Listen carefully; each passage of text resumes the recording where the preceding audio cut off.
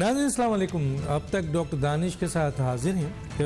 پاکستان کی موجودہ سیاسی صورتحال، معاشی صورتحال، سماجی صورتحال، سفارتی صورتحال، آئینی صورتحال، قانونی صورتحال، بہت سارے سوالات سامنے ہیں اور عوام کی جو موجودہ حالات ہیں، خاص طور پہ مہنگائی ہے، بے روزگاری ہے، انفلیشن ہے، عام آدمی کے مسائل ہیں، وہ ہر طرف سے، اور اب اس کے ساتھ ساتھ دہشت گردی کی بڑی لہر چل پڑی ہے. حکومت جو ہے وہ حکومت ہے جس میں پاکستان کی 9 بڑی سیاسی جماعتیں جو ہیں وہ اس اتحادی حکومت کا حصہ ہیں، اور ایک یا 2 حکومت جن میں سے ایک پی ٹی آئی ہے جو آلریڈی 3 سال 7 مہینے کی حکومت گزار چکی ہے، اس کو بھی ہم نے دیکھا ہے. گزشتہ 8 مہینے سے ہم اس حکومت کو دیکھ رہے ہیں جو پاکستان میں کئی دفعہ سیاسی حکومت بنا چکی ہیں، جن میں پیپلز پارٹی ہے، جن میں پی ایم ایل این ہے، پنجاب میں حکومت کی ہے، مرکز میں حکومت کی ہے، سندھ میں حکومت کی ہے، بلوچستان میں حکومت کی ہے، مرکز میں آج تمام کی تمام سیاسی جماعتیں، میجورٹی 9 جماعت حکومت میں ہیں.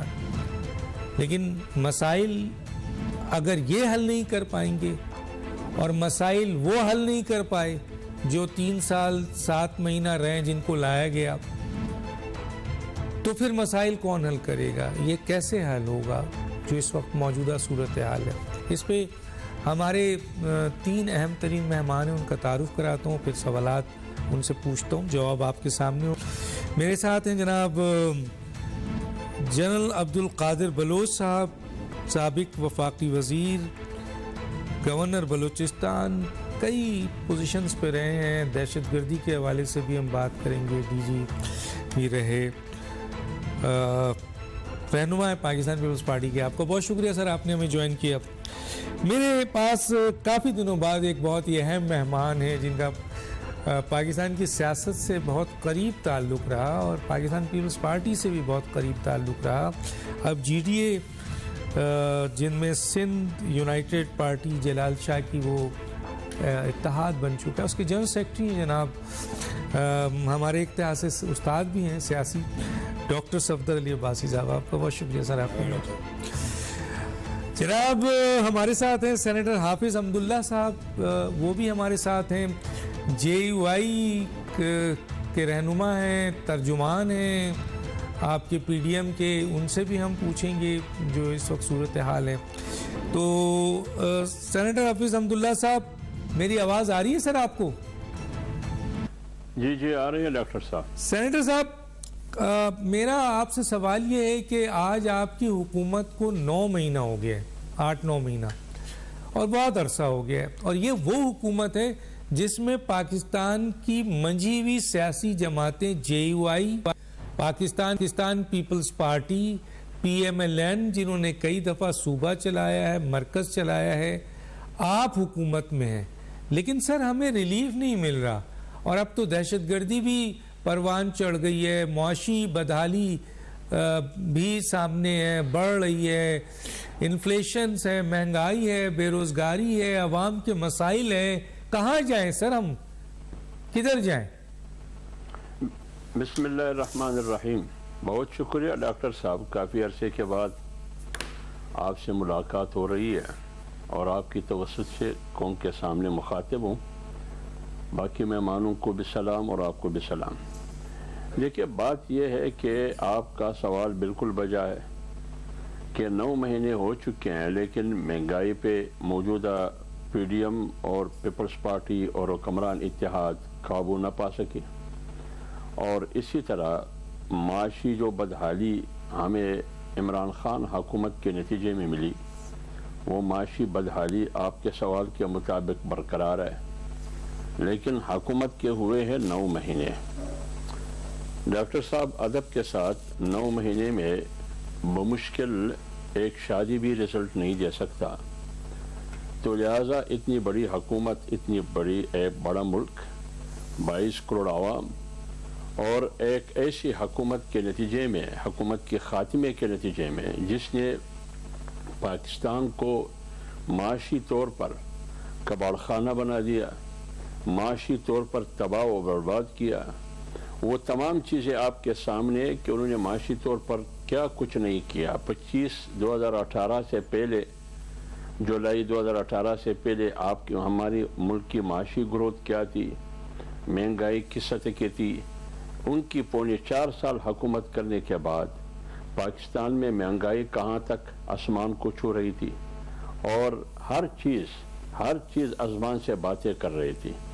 تو اس لیے جب ہمیں حکومت ملا، بنیادی مقصد یہ تھا کہ ہم حکومت کرنے کے لیے نہیں آئے تھے، ہم الیکشن ریفارم کرنے کے لیے اور الیکشن آگے کرنے کے لیے، یہ ہمارے 2 بنیادی اہداف تھے۔ لیکن صورتحال یہ تھی کہ اگر ہم حکومت کرتے ہیں تو ہماری سیاست ڈوب جاتی ہے، کیونکہ ہمیں معلوم ہوا کہ معیشت تباہ ہے، جس کے نتیجے میں مہنگائی آئے گی، اور اگر ہم حکومت چھوڑ کے ایک عبوری حکومت کے حوالے کرتے ہیں، الیکشن ہو، تو دنیا میں جتنی بھی معاہدے گزشتہ حکومت نے کی تھی، جو کہ وہ معاہدے سخت شرائط کی بنیاد پر تھی، جیسے IMF کے ساتھ، جس کے نتیجے میں یہ مہنگائی ہمیں ملی، تو پھر عبوری حکومت کے ساتھ ان معاہدات پہ نہ عمل ہوتا، نہ کوئی بات کرتا، تو پھر پاکستان سری لنکا بن جاتا۔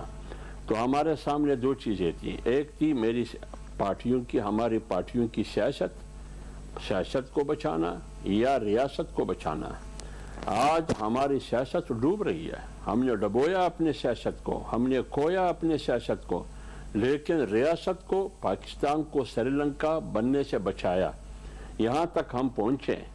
آگے یہ تشویش ہمیں بھی ہے کہ ہم انہی عوام سے منتخب ہو کے آتے ہیں، یہ تشویش ہمیں بھی ہے، دکھ بھی ہے، افسوس بھی ہے کہ مہنگائی ہے، اور معاشی حالت اگرچہ پہلے جیسا تھا، معاشی حالت آپ اس کو بہت بہتر نہیں کہہ سکتے، یہ صورتحال ہے، لیکن کوشش یہی ہے حکومت کی کہ وہ کس طرح معاشی حالت کو مضبوط کر سکے، کس طرح بہتر کر سکے۔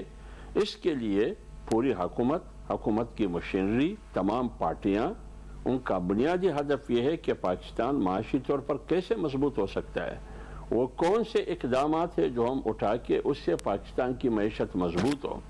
آپ کو معلوم ہے کہ عمران خان حکومت نے کیا IMF سے وہ ان شرائط کی بنیاد پر فیصلے کیے، اور پھر جب ان کو علم ہوا کہ میری حکومت جا رہی ہے، میری تختہ اور میری تخت اور میری حکومت کے آخری ایام ہے، تو انہوں نے IMF کے ساتھ جو معاہدہ کیا تھا اس معاہدے سے انحراف کیا، لہٰذا ملک کو اور قوم کو ایک دلدل میں پھنسا دیا۔ تو لہٰذا اس تخریب میں، ملک کی تخریب میں انہوں نے پونے 4 سال لگائے۔ اب اس معاشی تخریب جو انہوں نے کی، اس کو تعمیر کرنے میں وقت تو لگے گا ڈاکٹر صاحب۔ لہٰذا ہماری کوشش یہی ہے کہ ہم معاشی طور پر پاکستان کو مضبوط کریں، اور ہم امن و امان کے حوالے سے جو آپ نے بات کی، پاکستان کو ایسا پرامن ملک بنا دے تاکہ ہر انسان کی عزت، ابرو، ان کی زندگی محفوظ ہو۔ یہ حکومت کی ذمہ داری ہے، یہ ریاست کی ذمہ داری ہے۔ پچھلے دن بھی قومی سلامتی کمیٹی کی میٹنگ اور اجلاس ہوئے، 2 کے بعد دیگریں ہوئی، یہی 2 بنیادی ایجنڈے تھے، ایک معیشت کی مضبوطی اور بحالی، دوسرا امن و امان کیسے ہم دے سکتے ہیں، کیسے امن و امان کو بحال کر سکتے ہیں۔ واقعی جو واقعات ہوئے ہیں، ان واقعات پر ہمیں اور آپ کو اور پوری قوم کو، حکومت کو تشویش ہے، لیکن اس کا راستہ روکنا حکومت وقت کی ذمہ داری ہے۔ ہماری کوشش یہی ہے، لیکن پونے 4 سال کی تخریب 9 مہینے میں اس کی تعمیر ممکن نہیں ہے۔ لیکن ایک ایسی جماعت حکومت کر رہی ہے جس کا ایکسپیرینس بہت زیادہ ہے، جس نے پنجاب میں بھی حکومت کی، سندھ میں بھی کی، بلوچستان میں بھی کی، آزاد کشمیر میں بھی کی، بار مرکز میں بھی کی، تو ان سے تو امیدیں بہت زیادہ ہیں۔ میں آگے پوچھوں گا، میں آگے جملے کی اجازت دے دیں، ایک جملے جو بولیں آپ ایک جملے کی اجازت دیں، بس میں آگے نہیں بولوں گا، ایک جملے کی اجازت بولیں۔ وہ یہ ہے کہ آپ کہتے ہیں کہ آپ बड़ी पार्टियां हों या छोटी पार्टियां हों, ये हुकूमत में है और तजर्बा कार और सीनियर दोस्त जो 20 साल 25 साल से हुकूमत का तजर्बा है। लेकिन ये आप कह रहे हैं कि पीटीआई अपोजिशन में है। मैं कह रहा हूँ कि पीटीआई अपोजिशन में नहीं है, कि पीके में उनकी हुकूमत है, पाकिस्तान के सबसे बड़े सूबे पंजाब में उनकी हुकूमत है, बलूचिस्तान में मखलूत हुकूमत का हिस्सा है, गिलगित और कश्मीर में इनकी हुकूमत है। लिहाजा आज भी पाकिस्तान में पाकिस्तान के बहुत बड़े हिस्से पर पीटीआई रूल कर रही है। लिहाजा वो हुकूमत में नहीं है, वो अपोजिशन में नहीं है, वो हुकूमत में है। एग्री, बिल्कुल आपसे एग्री करता हूँ ये बात कि 70% इलाकों में इस वक्त भी पीटीआई हुकूमत है। लेकिन जो सूरत हाल है वो ये है कि कुछ चीज़ें ऐसी हैं जिनका बराह रास्त ताल्लुक़ जो है वो मरकज़ से होता है। मैं आपसे एहतसाब के हवाले से बात करूँगा और ये भी पूछूँगा कि 70 की काबीना रियासत बचा रही है या हुकूमत के मज़े लूट रही है, ये ज़रूर जवाब दीजिएगा। बाद में पूछूंगा। मैं आता हूँ जनरल साहब, पाकिस्तान पीपल्स पार्टी से आपका ताल्लुक़ है, दहशतगर्दी परवान चढ़ रही है, आप बहुत करीब से देख चुके हैं, गवर्नर बलूचिस्तान रहे हैं, वहाँ की सूरत हाल भी अच्छी नहीं है। हम ये सोच रहे थे कि तालिबान अगर अफ़गानिस्तान का हिस्सा बन जाएंगे तो ये सरहद महफूज हो जाएगी, लेकिन ये सरहद महफूज नहीं है। हमारी पॉलिसी में कहाँ ख़राबी है सर? बिस्मिल्लाहिर्रहमानिर्रहीम। डॉक्टर साहब, मसला इस तरह से है कि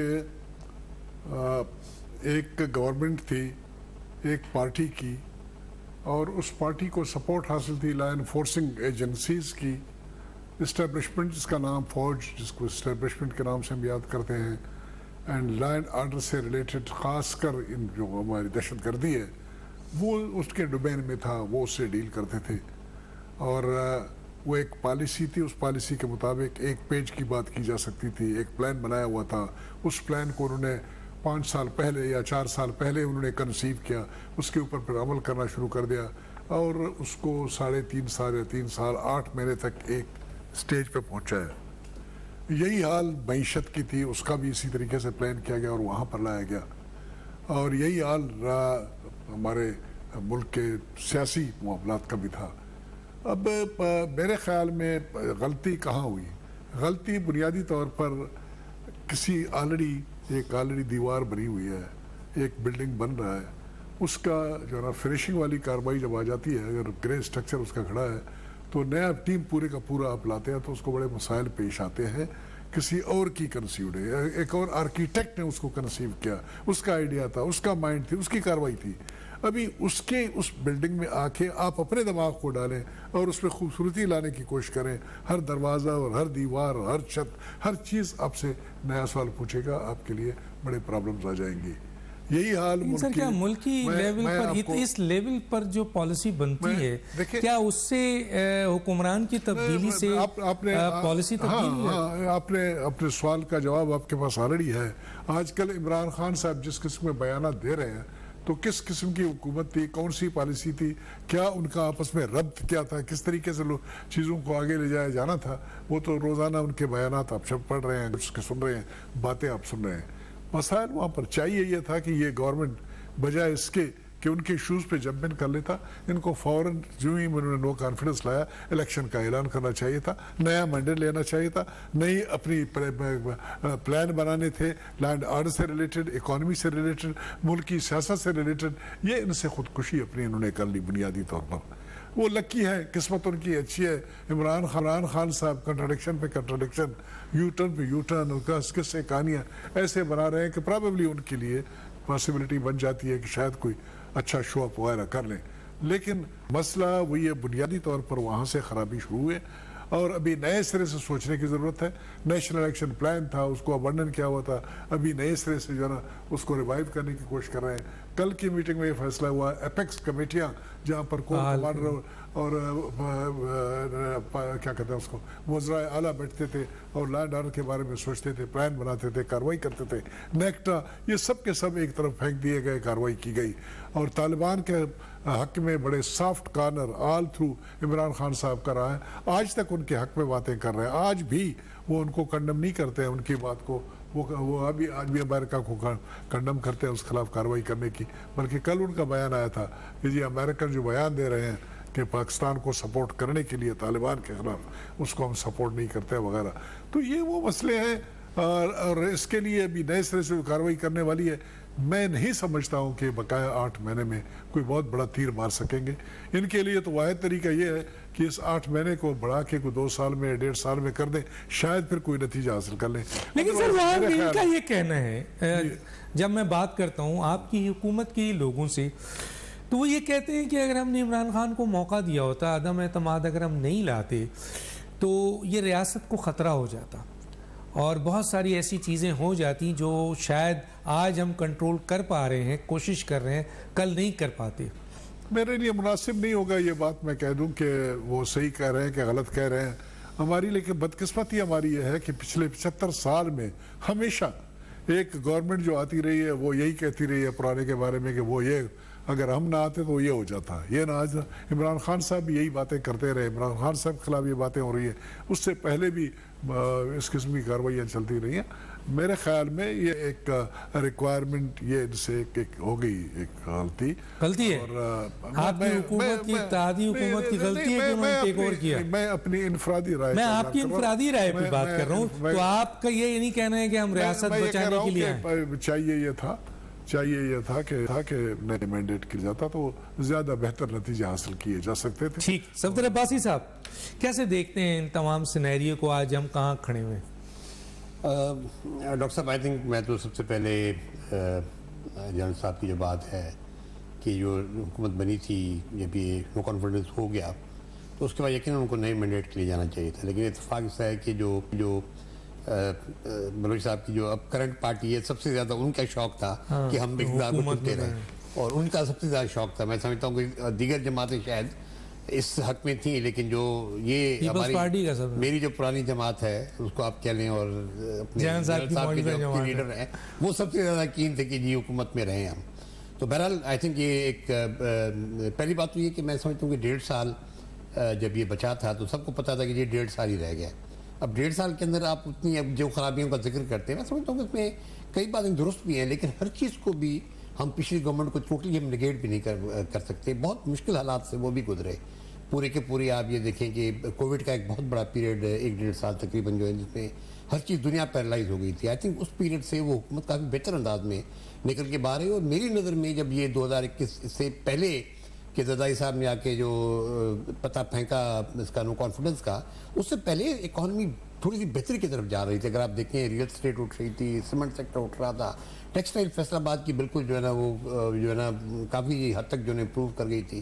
تو اس سارے عمل کے اندر میں سمجھتا ہوں کہ جہاں بہت سی خرابیاں تھیں وہاں کچھ بہتری بھی نظر آ رہی تھی. لیکن جب آپ پولیٹیکل اسٹیبلٹی لے آتے ہیں اور پھر وہ پولیٹیکل اسٹیبلٹی کنٹینیو کر رہی ہے، یا تو یہ نہیں آپ کہیں اس کو روکیں جیسے جنرل صاحب کہہ رہے ہیں کہ جی یہی، حالانکہ جنرل صاحب کی جو پارٹی ہے وہ ابھی گورنمنٹ کا حصہ ہے. تو کہنے کا مقصد ہے کہ جیسے جنرل صاحب کہنے میں سمجھتا ہوں ان کے بعد میں وزن ہے کہ جی اس وقت آپ جاتے ہیں نئے مینڈیٹ کے لیے، اس وقت آپ کی بھی ذرا ابھی اسٹیٹ کلین تھی اور خان صاحب بھی جو نہیں تھے زیادہ شاید پاپولیرٹی کے اس لیول پہ نہیں آئے تھے، کیونکہ بعد میں ان کو ایک محسوس ہو رہی کہ جی ان کو پاپولیرٹی ایک ملی ہوئی ہے. لیکن سوال یہ اب اس کے اندر یہی ہے کہ جی اب اتنا وقت گزر چکا ہے کہ اب پرابلم ان کے لیے یہ ہو رہا ہے کہ اب یہ اس کو ایکسپلیٹ کس طرح کریں. اب وہ ایکسپلیٹ نہیں کر پا رہے، اکانومی بہتر نہیں. اور پھر سب سے بڑی بات ہے کہ معاشی حوالے سے اگر آپ دیکھیں تو کرنٹ جو ڈسپنسیشن وہ خود بٹی ہوئی ہے آپس میں. آپ مفتہ اسماعیل صاحب کو لے کر آئے، مفتہ اسماعیل صاحب کی بالکل ڈفرینٹ اپروچ تھی. وہ آئی ایم ایف سے ہر چیز ماننے کو تیار تھے، ان کو وہ اپنا دینے کو تیار تھے. ڈار صاحب جب سے آئے تو وہ بالکل نئے ٹینجنٹ پہ. تو آپ ایک ہی حکومت کے اندر کس طرح 2 ٹینجنٹس کریٹ کر سکتے ہیں؟ اور یہی حال جب پی ایم ایل این کی پہلی گورنمنٹ جو یہ گورنمنٹ تھی 2013 والی، وہاں پہ بھی یہی تھا. ڈار صاحب جیسے رخصت ہوئے، مفتہ صاحب آئے تو انہوں نے بالکل پالیسیز کو ڈیفرنٹ کر دیا. اب کہنے کا مقصد ہے کہ ایک گورنمنٹ کے اندر 1.5 سال کے اندر اگر آپ 2 ڈفرنٹ لائن آف ایکشن لیتے ہیں تو اس کا کوئی معاشی نتیجہ نہیں نکلتا. اچھا سر، میں ایک سوال یہاں بہت امپورٹنٹ کرنا چاہتا ہوں. ان کی 9 مہینے کی حکومت ہے جس میں پاکستان کے منجھے ہوئے سیاستدان موجود ہیں. جہاں صاحب بیٹھے ہوئے کوئی آپ جانتے ہیں پیپلز پارٹی دیکھ لیں، پی ایم ایل این دیکھ لیں، حکومت کی ہے انہوں نے، کرائسس کو فیس کیا ہے، بڑے منجھے ہوئے لوگ ہیں. اگر یہ 9 مہینے میں پاکستان کو موجودہ معاشی بحران سے یا مسائل سے نہیں نکال پا رہے ہیں اور عمران خان جو ایک لحاظ سے اپوزیشن ہے، اور انہوں نے صحیح کہا کہ 75% حکومت تو ابھی بھی انہی کے پاس ہے، وہ پاکستان کو کرائسس سے نہیں نکال سکے، بلکہ انہوں نے کرائسس دیا ہے بہت بڑا. تو پھر یہ دونوں نہیں نکال سکیں گے تو پھر آگے کیا ہم کس سے امید رکھیں سر؟ دیکھیے میں جی ڈی اے کریں گے سر مسائل نہیں، اور اس کے ساتھ جی اس وقت جو بنیادی بات جو میں یہ کہوں گا وہ یہ ہے کہ ایک سیریس لیڈرشپ کا کرائسس ہے پاکستان کے اندر، اور انسٹیٹیوشنل کرائسس ہے. آپ کی کوئی انسٹیٹیوشن اس وقت جو ہے نا سلامت نہیں. ایک واحد آنیسٹی کے ساتھ میں کہہ رہا ہوں کہ میں آج سے اگر آپ 3-4 سال پہلے جائیں تو میں سمجھ رہا تھا کہ شاید فوج ہی ایسی انسٹیٹیوشن ہے جو الٹیمیٹلی چیزوں کو سنبھال سکتی ہے، لیکن آج آپ دیکھیں کہ وہاں پہ ایک بٹوارا ہوا ہے، ایک بڑی سیریس کرائسس، ان کا اپنا انٹرنل کرائسس پیدا ہو گیا. آپ جوڈیشری میں چلے جائیں، وہاں پہ اگر آپ دیکھیں تو بہت کرائسس ہے، بہت سیریس ڈفرنس آف اوپینین ججز کے اندر، سپیریئر جوڈیشری کے اندر ایک بہت بڑا کرائسس ہے. ٹھیک ہے، پولیٹیکل لیڈرشپ آپ دیکھیں تو آئی ایم سوری ٹو سے، مطلب یہ کہ آج پولیٹیکل لیڈرشپ آپ کو کی نظر ہی نہیں آ رہی. تو میں اس وقت بھی آپ کو یاد ہوگا جب محترمہ بینظیر بھٹو صاحبہ کی شہادت ہوئی تھی تو میں ایک ہی بات کہہ رہا تھا کہ جو سب سے بڑا نقصان محترمہ بینظیر بھٹو صاحبہ کی شہادت کا ہوا ہے کہ آج کوئی لیڈرشپ آپ کو نظر نہیں آ رہی. میاں صاحب کی ایک بات ضرور تھی کہ جی انہوں نے ایک پازیٹیو میسج تھا ان کا جب وہ نکلے وہاں سے اقتدار سے، ایون ڈیورنگ اس کو انہوں نے ایک لائن لی ہوئی تھی کہ جی میں جو ہے نا جو ایک پاپولسٹ لائن تھی وہ لی ہوئی تھی، لیکن معذرت کے ساتھ میاں صاحب کے پاس وہ انسٹرومنٹ ہی نہیں تھے کہ جس کے تحت وہ کام کر سکتے. وہ اکیلے تنہا رہ گئے، ان کا بھائی ان کا ساتھ نہیں دے رہا تھا، ان کی پارٹی ان کا ساتھ نہیں دے رہی تھی، تو وہ تنہائی سے نکل کے وہ لندن میں جا کے بیٹھ گئے. اب سوال یہ پیدا ہوتا ہے کہ اس وقت جو پاکستان کا پرابلم ہے وہ یہ کہ ایک میڈیوکر لیڈرشپ ہے، اب اسی سے کام چلانا ہے. اور دیکھیں اور ٹیکنوکریٹس کی جب آپ بات کرتے ہیں، یہ ٹیکنوکریٹ جن کے نام نہیں جا رہی ہے تو یعنی پچھلے 30 سال سے پاکستان کی معیشت کو چلا رہے ہیں، موجود یا تو ایک آپ کو نیا نام لے کر آئیں، ہم بھی کہیں کہ جی ہاں یہ نیا نام ہے، ہو سکتا ہے یہ کچھ بہتری پیدا کرے.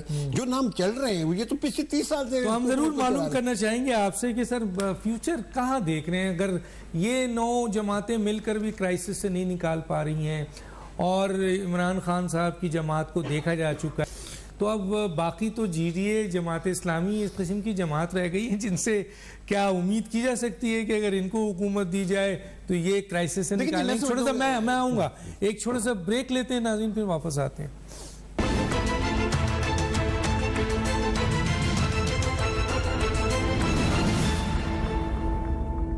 Welcome back.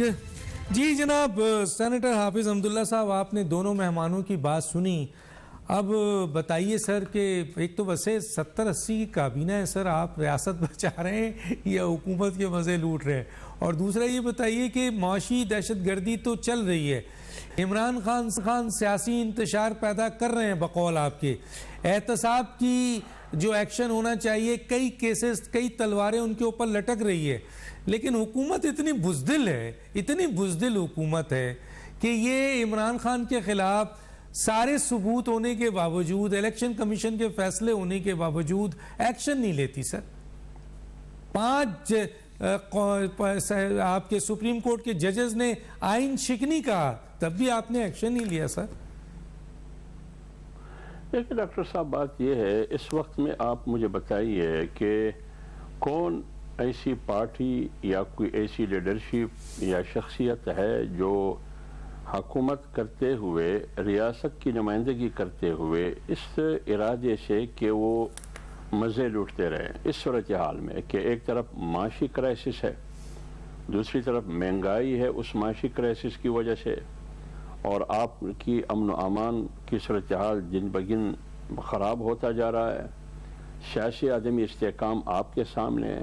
آپ کے خیال میں ہم یا موجودہ حکمران اتحاد کی جو حکومت ہے یہ مزے لوٹنے کے لیے نہیں ہے؟ یہ میں آپ کو یقین سے کہتا ہوں. جہاں تک بات آپ نے کی کہ عمران خان کی، دیکھیں یہ کرائسس، یہ تباہی بربادی ملک کا، جب ہم کہتے رہے، مولانا فضل الرحمان صاحب کہتا رہا، پوری پی ڈی ایم کی قیادت کہتی رہی، تمام اپوزیشن پارٹیاں کہتی رہی کہ بھائی 25-18 کا الیکشن ہو یا اس سے پہلے نواز شریف کو ہٹانا، پاناما کو بنیاد بنا کر، بہانہ بنا کر اقامہ کو کے ذریعے ان کو ہٹایا، اس وقت سے یہ تباہی شروع ہوئی. اور اون چودھری کی انٹرویو آپ کے سامنے ہے کہ انہوں نے وہ تمام چیزیں جس کی نشاندہی ہم کرتے تھے انہوں نے سب وہ آپ کے سامنے رکھا. اور آپ بتائیے کہ جب یہ تمام چیزیں احتساب اور نیب اداروں کو سیاسی مخالفین کے خلاف استعمال کیا گیا ہے، اور پوری دنیا میں یہ شخص عمران خان جا کے سعودیہ میں ہو، یو اے ای میں ہو، چین میں ہو، امریکہ میں ہو، پاکستان کے خلاف یہ خود بولتا رہا کہ پاکستان ایک کرپٹ ملک ہے، پاکستان میں کرپشن ہے اور کرپٹ مافیا ہے، اور آخر میں کیا کہتا؟ آخر میں وہ کہتے رہے کہ آئیے پاکستان میں سرمایہ کرے۔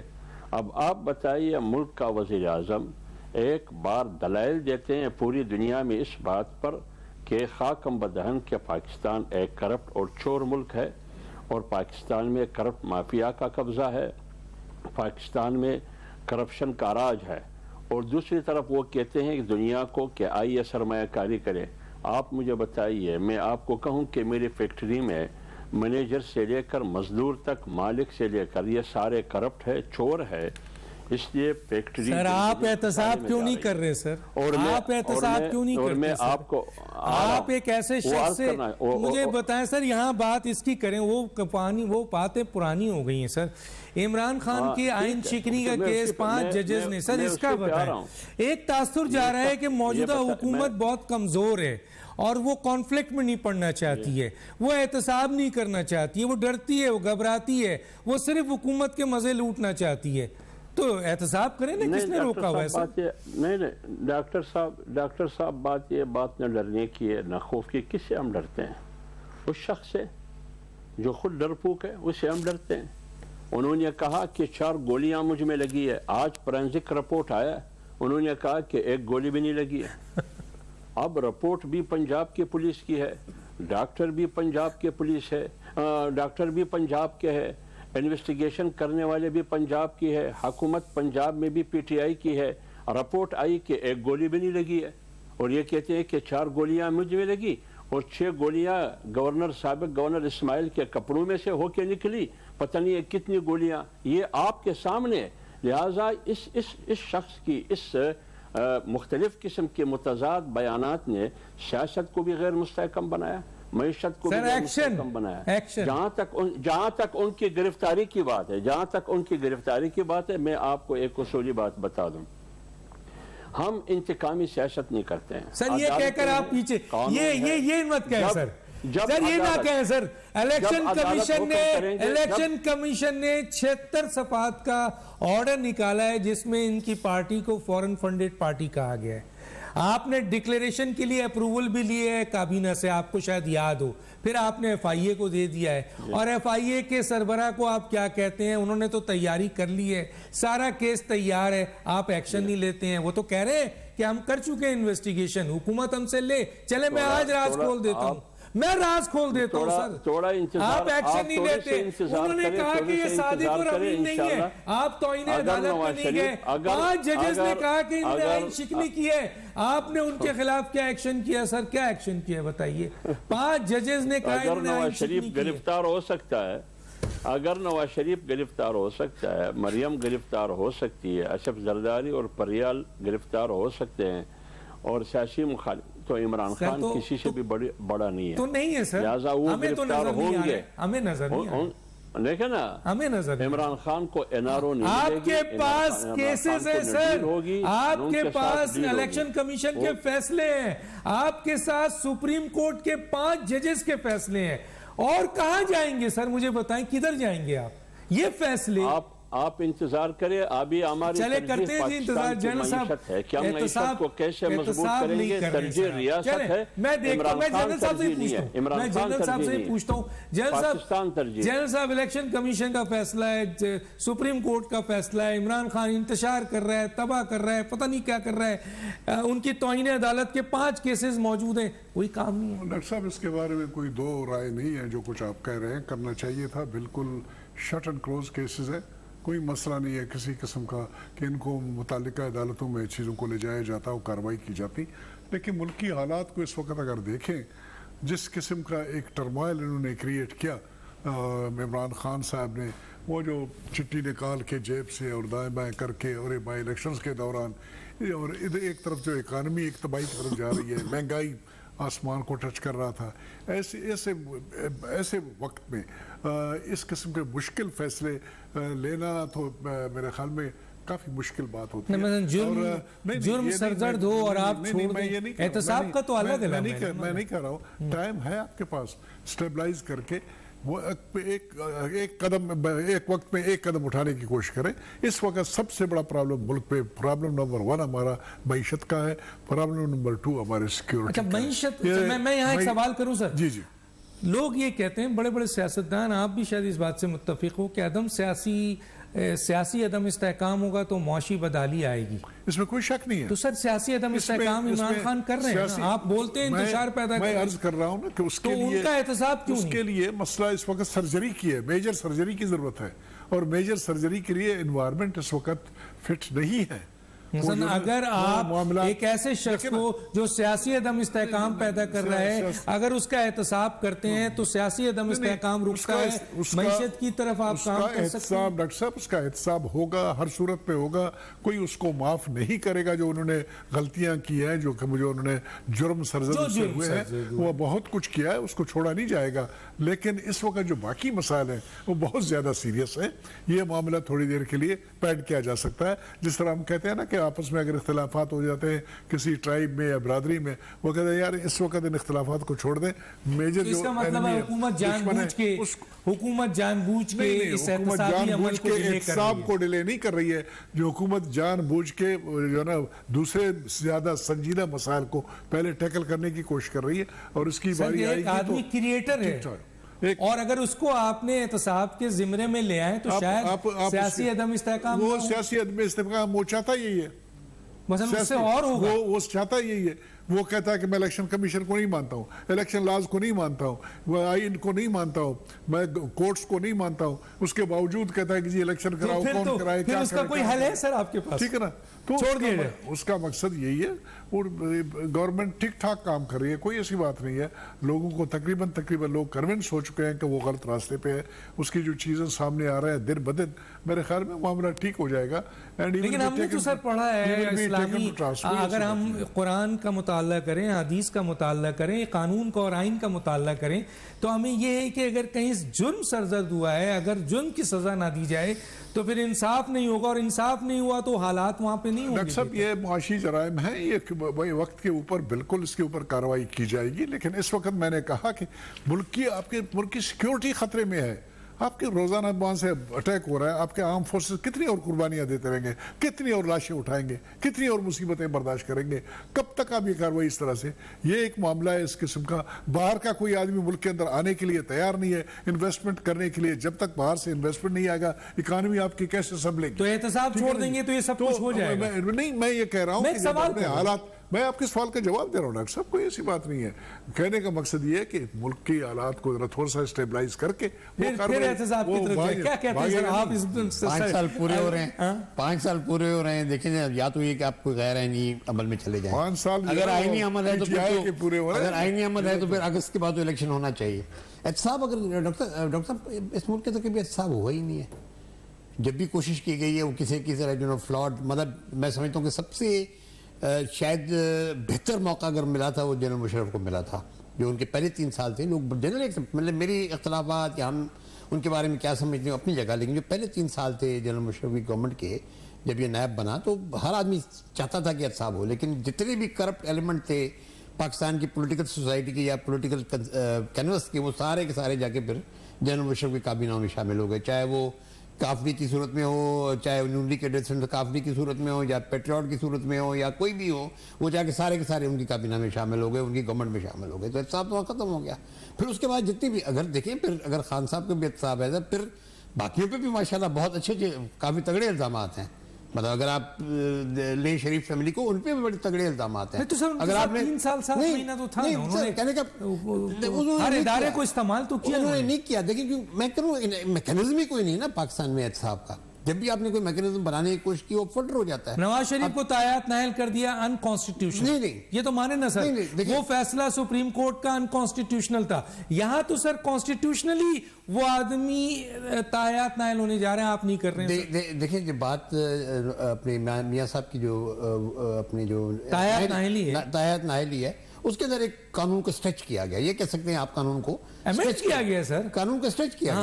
ہاں, قانون کو اسٹریچ کر کے جو ہے وہ کہتے ہیں نا آخر میں فیصلہ سپریم کورٹ کا ہے. آپ کی جس کی سر 175(2) کو ہٹا دینا پھر یہ کانسٹیٹیوشن سے کہ ان کی ایک جوریڈکشن بھی ہے. میرے نزدیک کوئی ہٹانے کی ضرورت نہیں ہے. میرے نزدیک یہ ہے کہ جی جن پہ الزامات ہیں ان کی صفائی اس طرح نہیں ہونی چاہیے جس طرح ہوئی کہ جی اگر وہ الزامات تھے تو آپ آئے اور آپ نے امینڈمنٹ کر کے ان کو ساروں کو جو ہے اس پرویو سے نکال دیا. کہنے کا مقصد یہ کہ جسٹس کا احتساب بھی ہونا ہے تو ایک اکراس دا بورڈ اکاؤنٹیبلٹی کا آپ تصور دیں. اگر آپ جا کے صرف عمران خان کو پکڑیں گے تو یقیناً میں جنرل صاحب کی بات سے ایگری کروں گا کہ وہ ایک سر ان کو کورٹ نے پکڑ لیا ہے, ان کو الیکشن کمیشن نے پکڑ لیا ہے. اب آپ کون ہوتے ہیں سر؟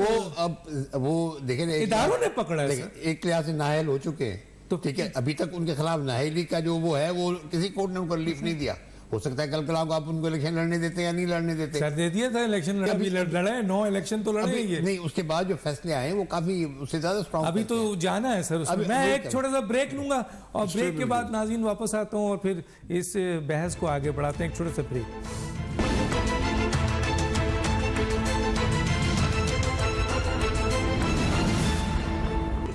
ویلکم بیک جی. سینیٹر حافظ حمداللہ صاحب, آپ تینوں کے پاس 1 منٹ ہے. کیا یہ حکومت بزدل نہیں ہے سر؟ کیا کہیں گے؟ دیکھیں میرے خیال میں یہ بزدل کا لفظ بہت بھاری لفظ ہے. حکومت بزدل بالکل نہیں ہے, قطعا نہیں ہے. بات صرف ترجیحات کی ہے. ہماری ترجیح یہ ہے کہ ہم ریاست کو معاشی طور پر مضبوط کریں کیونکہ پاکستان کا سب سے بڑا مسئلہ اس وقت معیشت ہے. اور عمران خان جب حکومت میں تھے تو حکومت میں بھی انہوں نے معیشت کی تباہی ان کا ایجنڈا تھا, اور آج جو اپوزیشن میں انہوں نے پاکستان کی وہ لائف لائن دونوں نشانے پہ رکھے ہیں. پاکستان کی لائف لائن ایک ہے معیشت, دوسرا ہے آپ کا دفاعی قوت, دفاعی لائن. یہ ایک طرف اور ان کی لائف لائن آپ کے ہاتھ میں ہے, نشانہ بنایا. ان کی لائف لائن آپ کے ہاتھ میں ہے جو آپ لگاتے نہیں ہیں. یہ ان کا بنیادی ایجنڈا ہے سر. ان کی لائف لائن آپ کے پاس ہے اور دونوں ٹھیک ہے. اب یہ ریاست کو مضبوط کرنے کے لیے یہ دونوں کو مضبوط کرنا پڑے گا, معاشی لائن کو بھی, لائف لائن سر. ایک چوہا پہاڑ کو کھونچ رہا ہے, نوچ رہا ہے اور تھوڑی تھوڑی مٹی نکالتے رہتا ہے. سر اس کو اگر آپ چھوڑ دیں گے تو پورا پہاڑ کھود دے گا وہ. سر نہیں, دیکھیں ڈاکٹر دانش صاحب, بات ہے ایک شخص کے لیے پورے ملک کو ہم کیسے ڈبو دیں نا. معاشی طور پر یہ ملک ان کو مضبوط کرنا ہے. تو سر معاشی مضبوطی اس وقت ہوگی میرے بھائی جب سیاسی عدم استحکام ہوگا. سیاسی عدم استحکام اس وقت ہوگا جب عمران خان سیاسی انتشار سے ان کو روکیں گے. آپ سیاسی انتشار سے آپ اس لیے روکیں گے کہ ان کا احتساب کریں گے, قانون اور آئین کے مطابق کریں گے, سب کچھ ہو جائے گا. جی سر کیا کہتے ہیں ذرا سا مجھے آپ کا آخری میں سر سے پوچھ لوں. یہ ایجنڈا ہے ہمارا, لیکن بات ترجیحات کی ہے. معیشت پھر اس کے بعد اس کے بارے. ارے سر میں کراچی کے اوپر تھوڑا سا پوچھوں گا. یہ جو اتحاد ہو رہا ہے نا جو ایم کیو ایم کا مختلف دھڑوں کا, اس کے اوپر تھوڑا سا آپ رائے دیں گے. آپ دیکھیں کراچی کی سیاست کو ایک ڈگر پہ چلانے کی ضرورت تھی. ایک ویکیوم کریٹ ہونے کا امکان تھا.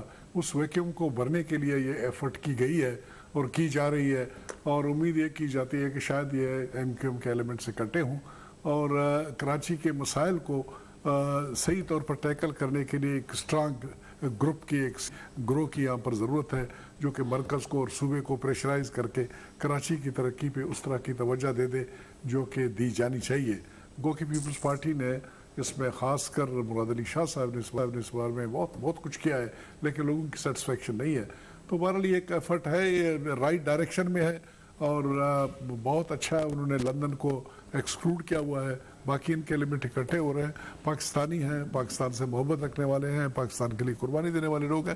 آئی ایم شیور نکلے گا سر. آپ سمجھتے ہیں پھر کراچی کے لوگ ان کے پاس جائیں گے سب اکٹھا ہو کر. تو یہ میرے خیال میں بہتر نمائندگی رزلٹ دیں گے. جی سر. بحران در بحران در بحران, ایک بحران ختم ہو رہا ہے, دوسرا شروع ہوگا, ایک ختم ہوگا دوسرا شروع ہوگا. میں سمجھتا ہوں کہ وقت گزر چکا ہے. اب میرے خیال میں ہم کوشش کر کے نئے الیکشن میں جائیں اور اسی میڈیا کو لیڈرشپ کو ہم نے ایکسیپٹ کرنا ہے, چاہے وہ ایم کیو ایم کی صورت میں ہو، چاہے وہ پی ٹی آئی کی صورت میں ہو، چاہے وہ پیپلز پارٹی کی صورت میں ہو، چاہے وہ نون لیگ کی صورت میں ہو، چاہے کسی بھی جماعت کی صورت میں، ایک میڈیوکر لیڈرشپ ہے. اس سے زیادہ ہم کچھ ایکسپیکٹ نہیں کر سکتے. یا تو یہ کہ آپ اس آئین کو ختم کریں اور ایک نئے سلسلے میں جائیں، اور پھر اقراص بورڈ احتساب جن جن کے پاس پیسہ رکھا ہوا ہے باہر، خاص طور پہ جنہوں نے رکھا ہے ان کو واپس لے کر آئیں. اگر نہیں تو پھر اسی سے کام چلائیں اور الیکشن کروائیں اور جان چھڑوائیں. انہی سے کام چلانا پڑے گا. اور کیا کر مجبوری ہے، سکتے اور کچھ آلٹرنیٹ نہیں ہے. آلٹرنیٹ کوئی پیدا نہیں ہو رہا نا. آپ ایک میڈیوکریٹی ہے. اس میڈیوکریٹی میں تو کوئی جو ایون کہ کراچی میں بھی دیکھیں نا مختلف میڈیوکریٹی ہے نا، مطلب ایک طرف پی ٹی آئی کو